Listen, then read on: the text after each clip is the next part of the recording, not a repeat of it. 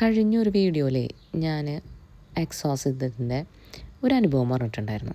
അതെൻ്റെ ഫ്രണ്ടിനുണ്ടായ ഒരു അനുഭവമാണ് ഞാൻ പറഞ്ഞത്. അപ്പോൾ ഞാൻ എൻ്റെ പേഴ്സണൽ ലൈഫിലുണ്ടായ ഒരു അനുഭവം ഞാൻ പറയാം കേട്ടോ. അപ്പോൾ അതിൻ്റെ വീഡിയോ കണ്ടിട്ട് നമുക്കതിനെക്കുറിച്ച് പറഞ്ഞു തുടങ്ങാം.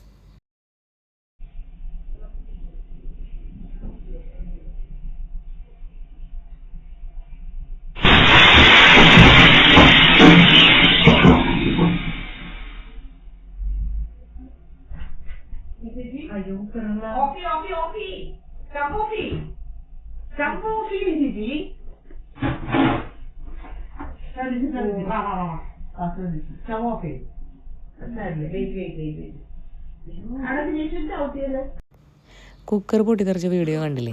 അപ്പോൾ അതിൻ്റെ എക്സ്പ്ലനേഷൻ എന്താണെന്ന് വെച്ചാൽ, കഴിഞ്ഞ മെയിലാണ് ഇത് സംഭവിക്കുന്നത്.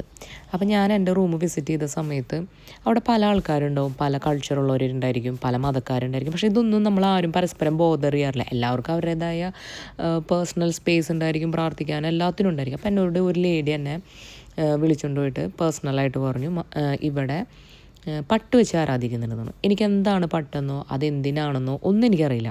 അപ്പോൾ അവൾ ഹിന്ദു ആയതുകൊണ്ട് അവരെൻ്റെ അടുത്ത് പറഞ്ഞു തന്നേ, അതിവിടെ ചെയ്യാൻ പാടില്ല. കാരണം വെച്ചാൽ നമ്മളെല്ലാവരും മെൻസസ് ആവുന്ന ആൾക്കാരല്ലേ. അപ്പോൾ നമ്മുടെ റൂമിന് ശുദ്ധി ഉണ്ടാവില്ല. അത് കാരണം ഇതിവിടെ ചെയ്യാൻ പാടില്ല, ശുദ്ധിയുള്ള സ്ഥലത്ത് മാത്രമേ ഇത് ചെയ്യാൻ പാടുള്ളൂ എന്ന് പറഞ്ഞു. അല്ലെങ്കിൽ ഇതെല്ലാവർക്കും ദോഷം ചെയ്യുന്നു. അപ്പം ഞാൻ എന്ത് ചെയ്തു എന്ന് വെച്ചാൽ, ഞാൻ എല്ലായിടത്തും ഹോളി വാട്ടർ സ്പ്രിങ്കിൾ ചെയ്തു. പിന്നെ ഒലിവ് ഓയിൽ എടുത്തിട്ട് എല്ലാ ഡോറിലും കുരിശ് വരച്ചു. കാരണം വെച്ചാൽ ഇത് രണ്ടും എൻ്റെ അപ്പാർട്ട്മെൻറ്റിൽ ഉണ്ടാവും. അപ്പോൾ ഞാനത് ചെയ്തതിന് ശേഷം ഞാൻ അവിടെ നിന്ന് പോന്നു. വൈകുന്നേരം ആയപ്പോൾ എനിക്ക് കോൾ വരികയാണ്, ഇങ്ങനെ കുക്കർ പൊട്ടിത്തെറിച്ചിട്ട് ഒരു ചേച്ചിയുടെ കൈ പൊള്ളിയെന്ന് പറഞ്ഞു. അപ്പോൾ ഞാൻ വേഗം ക്യാമറ ചെക്ക് ചെയ്തു, അതിൻ്റെ ഫുട്ടേജ് എടുത്ത് നോക്കി. അത് കഴിഞ്ഞിട്ട് ആ ലേഡി എന്നെ വിളിച്ചു, ദേഷ്യത്തിലാണ് വിളിച്ചത്. ഇവിടെ എന്താന്ന് ചെയ്തതെന്ന് ചോദിച്ചു. ഞാൻ പറഞ്ഞു, ഇവിടെ ഹോളി വാട്ടർ തളിച്ചു. അതിനെന്താണെന്ന് ചോദിച്ചു. എൻ്റെ പ്രാർത്ഥിക്കുന്ന സ്ഥലമൊക്കെ ചീത്തയായിന്ന് പറഞ്ഞു. അതായത് പുള്ളിക്കാരത്തി ഇങ്ങനെ ചെറിയൊരു, നിങ്ങൾ കണ്ടിട്ടുണ്ടാവില്ല, ഒരു കൂടാരം പോലത്തെ ഒരു ഇതിൽ ആരാധിക്കാൻ വേണ്ടി നമുക്ക് മാർക്കറ്റിൽ അവൈലബിൾ ആണല്ലോ അങ്ങനത്തെ ഒരു ഇത്. അപ്പോൾ അതിലാണ് ഈ പട്ടും കാര്യങ്ങളൊക്കെ വെച്ചിട്ടുണ്ടായിരുന്നത്. അതെല്ലാം തകർന്നടിഞ്ഞ് വീണു താഴോട്ട്.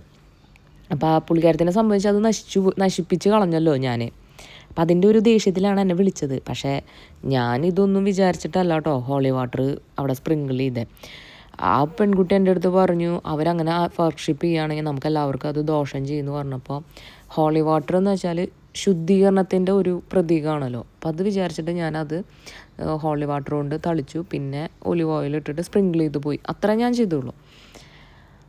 അത് കഴിഞ്ഞ് ആ മാറ്റർ അവിടെ അവസാനിച്ചു. എനിക്ക് പിന്നെ കൂടുതലൊന്നും, പിന്നെ ആ ലേഡി എന്നോട് പറഞ്ഞു തന്ന ലേഡിയാണ് പിന്നെ എല്ലാ ദിവസവും ഹോളി വാട്ടർ സ്പ്രിങ്കിൾ ചെയ്യുന്നുണ്ടായിരുന്നത്. താമസിയാതെ ആ വർക്ക്ഷോപ്പ് ചെയ്തിരുന്ന ലേഡി അവിടുന്ന് മൂവ് ചെയ്യുകയും ചെയ്തു. അത് കഴിഞ്ഞിട്ട് പിന്നെ ഞാൻ ഈ കഴിഞ്ഞ ഒക്ടോബറിൽ ലീവിന് വന്നപ്പോൾ ഞാനിവിടെ ധ്യാനത്തിന് വന്നിട്ടുണ്ടായിരുന്നു. നമ്മുടെ തൃശ്ശൂർ BLM എന്ന് പറഞ്ഞൊരു ധ്യാന കേന്ദ്രത്തിൽ ഒരു 4 ദിവസത്തെ ധ്യാനം കൂടി. അപ്പം അങ്ങനെ കൗൺസിലിങ്ങിൽ എന്നോട് ചോദിച്ചേ, നിങ്ങൾ ഹിന്ദു പെൺകുട്ടിയോ അല്ലെങ്കിൽ ഹിന്ദു ആചാരപ്രകാരമായിട്ടുള്ള എന്തെങ്കിലും ഒരു കാര്യത്തിൽ വഴക്കുണ്ടായിട്ടുണ്ടോ എന്ന് ചോദിച്ചു. അപ്പം ഞാൻ പറഞ്ഞു ഇല്ല, കാരണം ഞാൻ വെർബലി ആരെയും ഒന്നും ചീത്ത പറഞ്ഞിട്ടില്ല. അപ്പം പിന്നെ നമുക്കത് ഓർമ്മയിൽ നിൽക്കുന്ന ഒരു ഇൻസിഡൻ്റ് അല്ല. അത് കഴിഞ്ഞ് എന്നോട് ചോദിച്ചു, ഒന്നും കൂടി ഓർത്തോക്കാൻ പറഞ്ഞു. അങ്ങനെ ആലോചിച്ചപ്പോൾ ഇങ്ങനൊരു കേസ് നടന്നിട്ടുണ്ട് എന്ന് പറഞ്ഞു. ഓക്കെ എന്ന് പറഞ്ഞു. പ്രാർത്ഥിക്കാൻ പറഞ്ഞു എൻ്റെ അടുത്ത്. അവരതിനെക്കുറിച്ചുള്ള ഡീറ്റെയിൽ ആയിട്ടുള്ള ഒരു എക്സ്പ്ലനേഷൻ എനിക്ക് തന്നില്ല. ഇന്നലെ ഇപ്പം ഞാൻ കഴിഞ്ഞ 2-3 ദിവസങ്ങളായിട്ട് ഫാദർ ജോസ് എന്നാണ് അച്ഛൻ്റെ പേര്. അപ്പോൾ അച്ഛൻ്റെ ക്ലാസ് ഇൻ്റർവ്യൂ ആണ്. അപ്പോൾ അതിൽ ഇന്ന് ഞാൻ കേട്ടൊരു കാര്യമാണ്, ഒരു വീട്ടുകാർ വീട് പണിതത് കാണുമ്പോൾ വേറെ കൂട്ടർക്ക് അസൂയ മൂത്തിട്ട് ഇവർ നശിച്ചു പോകാൻ വേണ്ടിയിട്ട്, ഇവരെ മക്കളൊക്കെ നശിച്ചു പോകാൻ വേണ്ടിയിട്ട് ആലസിൽ എന്തൊക്കെയോ ജപിച്ച് കെട്ടി ബാത്റൂമിലെ ചുമരിൻ്റെ ഉള്ളിൽ വെച്ചു എന്ന്. വീട് താമസം കാര്യങ്ങളൊക്കെ കഴിഞ്ഞപ്പോൾ ഇയാൾക്ക് ബിസിനസ്സിൽ തകർച്ച, മക്കൾക്ക് ദൈവത്തിൽ വിശ്വാസമില്ലാത്ത അവസ്ഥ. അങ്ങനെ ലാസ്റ്റ് സ്റ്റേജിലാണ് ഇവരും അച്ഛൻ്റെ അടുത്ത് വന്നു പെടുന്നത്. അപ്പം അച്ഛന് ഇവരുടെ വീട്ടിലോട്ട് വരാനുള്ള തടസ്സം മൂലം അച്ഛൻ ഇവരുടെ വീടിൻ്റെ സ്ട്രക്ചറും കാര്യങ്ങളൊക്കെ ചോദിച്ച് മനസ്സിലാക്കി അച്ഛൻ ഇവർക്ക് വേണ്ടിയിട്ട് ഇവിടെ ഇരുന്ന് പ്രാർത്ഥിച്ചു. എന്നിട്ട് ഇവരുടെ കയ്യിൽ ഹോളി വാട്ടറും ഉപ്പും കൊടുത്തയച്ചു.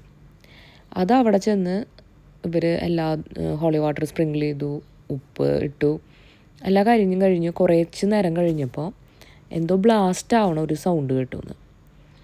അങ്ങനെ നോക്കി വന്നപ്പോൾ ബാത്റൂമിൻ്റെ ചുമര് പൊളിഞ്ഞ് ഈ സാധനങ്ങളെല്ലാം പുറത്തേക്ക് വന്നിരിക്കുന്നത് കണ്ടു എന്ന് പറയാം. അത് കഴിഞ്ഞിട്ട് പിന്നെ അവർ അച്ഛനെ വിളിച്ച് പറഞ്ഞു, പിന്നെ അതിൻ്റേതായ കാര്യങ്ങൾ ചെയ്ത് ഫുള്ള് ക്ലിയറായി. ഇപ്പം എല്ലാം ഓക്കെ.